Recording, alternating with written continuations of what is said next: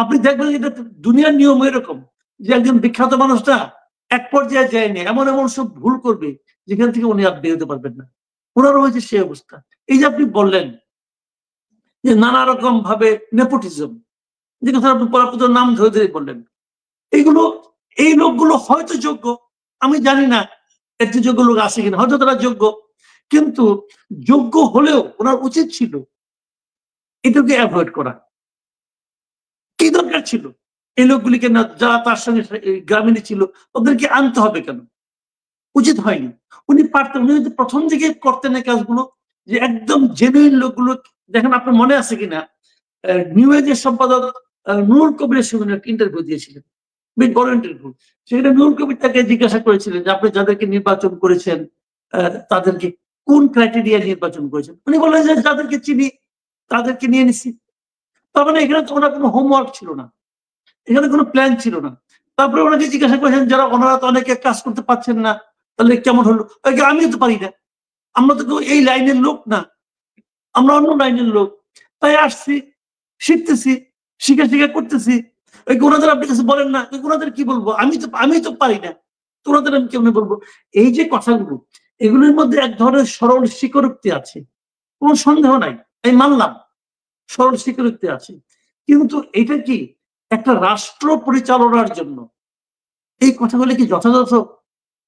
ধরেন আপনি একটা গাড়ি কিনলেন, আপনি আমাকে খুব পছন্দ করেন, আপনি আমি খুব পছন্দ করি, নতুন একটা গাড়ি কিনছি, গাড়িটা আপনি চালান, আমি যে স্টিয়ারিং নিয়ে বসে বললাম, বসে নিয়ে আমি বলতেছি যে আমি কিন্তু গাড়ি চালাতে কখনো পারি নাই, জীবনে কোনদিন গাড়ি চালাই নাই, আপনি যখন দিলেন দায়িত্ব আমি চালাই চালাই শিখি।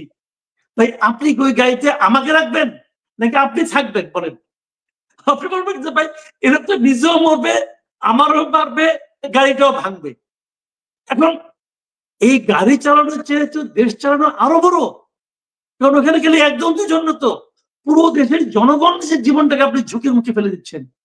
তো এই জিনিসটা উনি কেন বুঝেন না? উনি যখন বলেন আমরা কিছু জানি না, আমরা করতে করতে শিখবো, ভাই এটা তো ওই যে ছোটবেলার খেলাধুলা না, ওই যে রান্না বাজারে খেললাম খেললাম খেললাম চলে গেলাম, এটা তো ওই জিনিস না রে ভাই। এটা দেশ চালানো, দেশের ভবিষ্যৎ, একটার পর একটা একাধিক প্রজন্মের ভবিষ্যৎ। এই দেশটা আগামীতে কিভাবে চলবে সমস্ত কিছু কিন্তু আপনার একটা ভুল কিংবা আপনার একটা শুদ্ধ কাজের উপর ডিপেন্ড করতেছে। এটা কিন্তু ফাজলামো করতে বসেন নাই আপনি। এই জিনিসগুলো যদি উনি না বুঝেন, আপনি তাকে কিভাবে বুঝাবেন? আমি তাকে কিভাবে বুঝাবো বলেন? তো উনি না বুঝলেও মানে উনার আশেপাশের মানুষগুলো কিন্তু খুব ভালো বুঝছে এবং তারা কিন্তু দেখা যাচ্ছে যে বাজেট যে করলো সেই বাজেটে আবারও সেই কালো টাকা সাদা করার যে প্রস্তাবনা সেটা তারা রাখলো। আবার ডক্টর ইউনূসকে একটু খুশি করার জন্য তারা নোবেলের মতো আন্তর্জাতিক যে পুরস্কার সেগুলোকে করমুক্ত করার প্রস্তাব করল। তো এই যে এই বিষয়গুলো এগুলো কি ডক্টর ইউনূস তাদেরকে ডেকে বলতে পারে না যে তোমরা এগুলো করে আমাকে বিতর্কিত করার চেষ্টা করছো? নাকি এখানে তার আশকারা রয়েছে বলেই তারা এ ধরনের প্রস্তাব রাখার সাহস পায়? আপনার কি মনে হয়? আস্থা আছে। আগে যেমন দেখতাম যে শেখ হাসিনার সঙ্গে যারা থাকতো তারা নানাভাবে কথাবার্তা বলতো। এক লোক আমার তো মনে আছে শেষ দিকে এক লোক বলতেছে, মুজাম্মেল বাবু বলতেছে যে আপনাকে আমরা হারাচ্ছি। তো শেখ হাসিনা অবাক হয়ে গেছে, হারাচ্ছি মানে? আপনি তো আগে জাতীয় নেত্রী ছিলেন, এখন তো আপনি আন্তর্জাতিক নেত্রী হয়ে যাচ্ছেন, তাহলে আপনি যখন আন্তর্জাতিক পর্যায়ে থাকবেন আমাদের এখানে বেশি একটা থাকবেন না, মানে তেল মারার কি অভিনব পদ্ধতি। আচ্ছা, শেখ হাসিনা কি এটা নিশ্চয়ই রাগ করছিলেন? উনি তো রাগ করেন নাই, তিনি কিন্তু খুশি হয়েছে যে আরে তাই তো। তো এখন শেখ হাসিনা যদি রাগ করতেন তাহলে কিন্তু ফার্দার ওনাকে আর কেউ বলতো না, কিন্তু উনি কিন্তু এনজয় করেছেন। এখন আবার আপনি নোবেল পাবেন, তখন আমরা নোবেলের টাকাটা করমুক্ত করব, আপনাকে আর অ্যাপ্লিকেশন করতে হবে না নোবেলের টাকা করমুক্ত করার জন্য। এই হলো গিয়ে এই স্তুতি তিনবারের একটা পদ্ধতি। আমি না ওনার উপর খুব একটা দুঃখিত হইনি, আমি দুঃখিত হয়েছি সালেহ আহমেদের উপর। এই সালেহ আহমেদ উনি তো একজন প্রখ্যাত অর্থনীতিবিদ, বাংলাদেশ ব্যাংকের গভর্নর ছিলেন উনি। তো উনি কিভাবে এই ধরনের একটা উদ্ভট প্রস্তাব দিতে পারলেন? আপনি ভাবুন, আপনি করমুক্ত রাখতেছেন কেন? ধরা যাক 16 কোটি টাকা আপনি পাইলেন নোবেলে, পাওয়ার পর ওই টাকা থেকে আপনি যদি কর দিতে হয় কত পার্সেন্ট দিবেন? ধরেন 25% দিতেন আপনি, আমি ধরলাম 25%, তার মানে 4 কোটি টাকা আপনি কর দিতেন। এই 4 কোটি টাকা কোথায় যেত? দেশেই তো থাকতো, দেশের সরকারের কাছে থাকতো। সরকারের কাছে থাকা মানে কি? পুরো জনগণের কাছে থাকা। তো যে টাকাটা জনগণের কাছে যেত ওইটা আপনি আইন করে দিলেন যে জনগণের কাছে যাবে না, তাই কই যাবে? আমার কাছেই থাকবে। এই যে মানসিকতাটা, এই মানসিকতাটাই তো একজনকে নোবেল পাওয়ার ক্ষেত্রে একটা বড় অযোগ্যতা আমি মনে করি। হয়তো ওনাকে তেল দিয়ে বলছেন যে আপনি আবার নোবেল পাবেন, আবার পেতে পারেন। কি কারণে পাবেন জানি না, দেশ চালানোর কারণে নাকি 3-0 ফর্মুলার কারণে নাকি সোশ্যাল বিজনেসের কারণে বলতে পারবো না। যদি ওনারা পাওয়ার কথা বলেন, এটা মানে কি উনি তো পাবেন না, হয়তো পাবেন, কিন্তু ওনাকে তেল দেওয়া হলো যে আপনি কিন্তু পাবেন, আপনি ছাড়া আর কেউ নাই। এগুলি করার কোনো মানে হয় না। ম্যাক্সাইসে একই জিনিস, রিজওয়ানা হাসান আছেন, উনি এটা পেয়েছেন, তো উনি কি আবার পাবেন নাকি? আর তার হচ্ছে বড় কথা হলো ভাই, এত বড় অঙ্কের টাকা যিনি পান, উনি যদি ওইখান থেকে একটা অংশ রাষ্ট্রকে দেন, দেশকে দেন, এটা তো কেউ এটা এগুলো নেয় না আসলে। আপনি দেখেন ম্যাক্সাইসে তো আবেদ সাহেব পেয়েছেন, ফজল হোসেন আবেদ পেয়েছেন, রিজওয়ানা হাসান পেয়েছেন, এবং কাজী জাফরুল্লাহ চৌধুরী পেয়েছেন। উনি তো পেয়েছেন। জাফরুল্লাহ চৌধুরীকে টাকাটা নিয়েছেন পার্সোনালি, নেন নাই, উনি তো ওটা গণস্বাস্থ্যকে দিয়ে দিয়েছেন।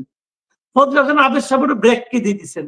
রিজওয়ানা হাসানের কথা বলতে পারবো না উনি দিচ্ছেন কি নিচ্ছেন আমি জানি না। তো ডক্টর ইউনূস তো উনি এই টাকাটা যে নোবেলের যে টাকাটা এটা কিন্তু পার্সোনাল খাতে কাজে লাগাইছেন, লাগাননি তো। উনি ওটা গ্রামীণ তো ওনার না, উনি তো পাইছেন অর্ধেক নোবেল। তো অর্ধেক নোবেল তো গ্রামীণের জন্য গেছে, অথবা উনি ট্রাস্টকে দিয়েছেন, কিছু একটা করেছেন, আমি জানি না কোথায় দিয়েছেন। বাট উনি পার্সোনালি নেন নাই, কিন্তু ওনার পার্সোনাল কোনো প্রপার্টিও নাই, এটা আমি জানি। কিন্তু অবশ্য না থাকলেও অভাব নাই, সবিতে ট্রাস্ট বানিয়ে রাখছেন, যাতে কোনো প্রবলেম হবে না। তো এখন কোথাও না কোথাও আছে, উনি তো এই টাকাটা পার্সোনালি নেনও না, তাহলে এটার জন্য আইন করতে হবে কেন বলেন? এটা হলো কি, উনি চাইছেন আমি মনে করি না, ওনাকে তেল মারা হয়েছে।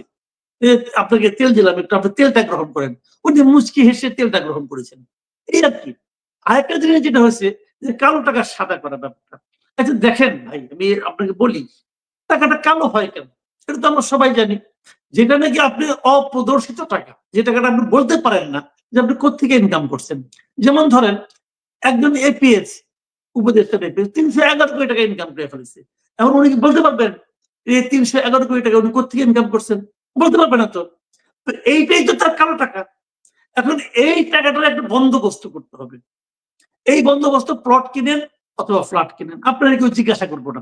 আপনি একটা ট্যাক্স দিয়ে এই টাকা দিয়ে ফ্ল্যাট আর প্লট কিনতে পারবেন, তাহলে আপনার টাকাটা হোয়াইট হয়ে গেলে কেউ আপনাকে জিজ্ঞাসা করবে না। মানে অর্থটা কি দাঁড়াইলো যে তুমি ছুরি হাতে অস্ত্র হাতে ছিনতাই করো, ছিনতাই করে যা ছিনতাই করবা তার 25% টাকা তুমি যদি মসজিদে দিয়ে দাও, তাহলে তোমার এই টাকা নিয়ে কেউ কোনো প্রশ্ন করবে না। তাহলে কি আপনি প্রকারান্তরে মসজিদটার উন্নতি চাইলেন, নাকি আপনি আমাকে ছিনতাই করার দিলেন, ছিনতাই কাজটাকে এনকারেজ করলেন? কি করলেন? আগে দেখেন আওয়ামী লীগ আমলে কি হতো, আওয়ামী লীগ আমরা বলতাম যে লুটপাট করে, আওয়ামী লীগ লুটপাট করে, ছাত্রলীগ লুটপাট করে, এবং যেহেতু তারা প্রচুর অবৈধ টাকা ইনকাম করে, অতএব এই টাকাগুলিকে ভ্যালিড করার জন্য, এই টাকাগুলিকে সাদা করার জন্য ওদের জন্য এরকম একটা আইনের প্রয়োজন ছিল। মানলাম 10 মাস হয়ে গেছে, এখন আপনার এই আইনটা প্রয়োজন কেন? এই জন্যই প্রয়োজন যে এই সময় লুটপাট যারা করছে তাদের জন্য এই আইনটা লাভ হবে কার? লাভ হবে কতিপয় এপিএস এবং কতিপয় উপদেষ্টা। এপিএস যদি 300 কোটি টাকা পায়, সহকারী যদি 150 কোটি টাকা পায়, সমন্বয়ক যদি 400 কোটি টাকা পায় একজন, তাহলে তাদের যারা বস তারা কত 400 কত গুণিতক পায়, এটা বুঝতেই পারছেন। সেইগুলিকে সাদা করার জন্য এটা করা হয়েছে, এবং এটা করার মাধ্যমে এই সরকারের যে চারিত্রিক বৈশিষ্ট্যটা সেটা উন্মোচিত হয়ে গেছে।